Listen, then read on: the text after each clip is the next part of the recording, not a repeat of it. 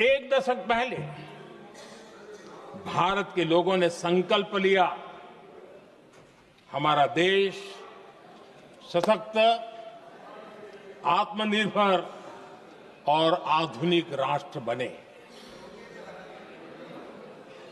रक्षा, सुरक्षा, हर क्षेत्र में बदलाव के लिए एक के बाद एक ठोस कदम उठाए गए, सीरीज ऑफ रिफॉर्म्स किए गए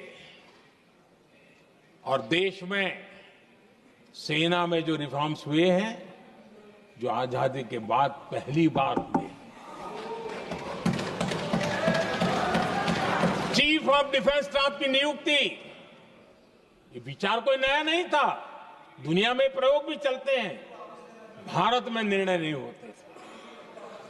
हमने, ये बहुत बड़ा रिफॉर्म था, हमने किया और बहुत ही, मैं हमारी तीनों सेनाओं का अभिनंदन करता हूं कि इस व्यवस्था को उन्होंने दिल से सहयोग किया है, दिल से स्वीकार किया है।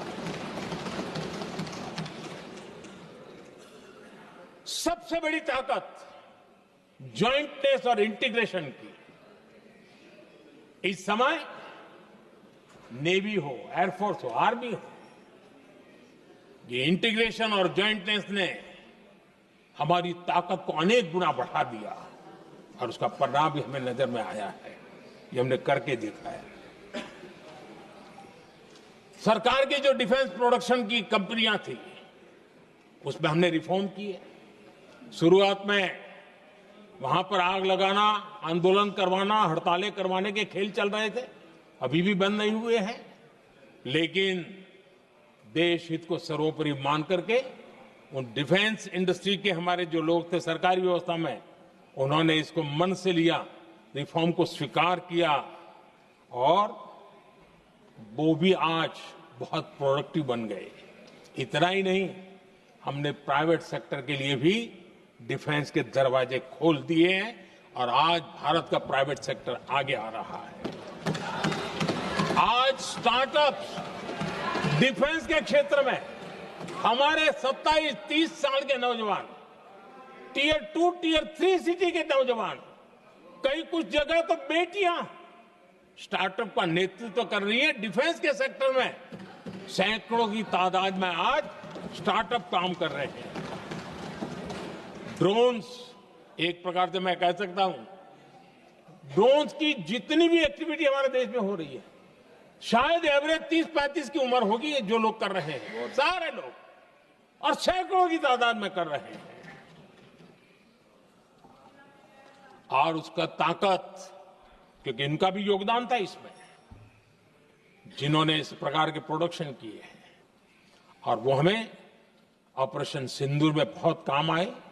मैं उन सबके प्रयासों को बहुत साधुवाद करता हूं और मैं उनको विश्वास दिलाता हूं, आगे बढ़िए, अब देश रुकने वाला नहीं है।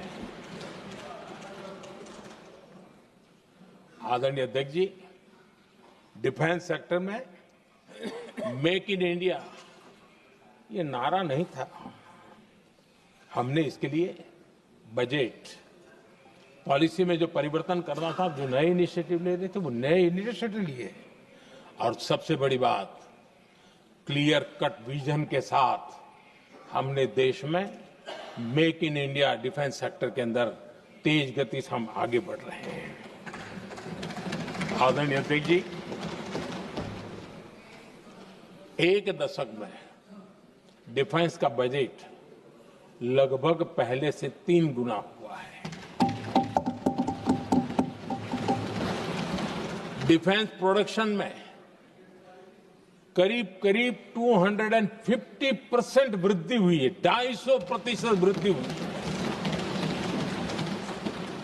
11 वर्षों में डिफेंस एक्सपोर्ट 30 गुना से भी ज्यादा बढ़ा है, 30 गुना से ज्यादा।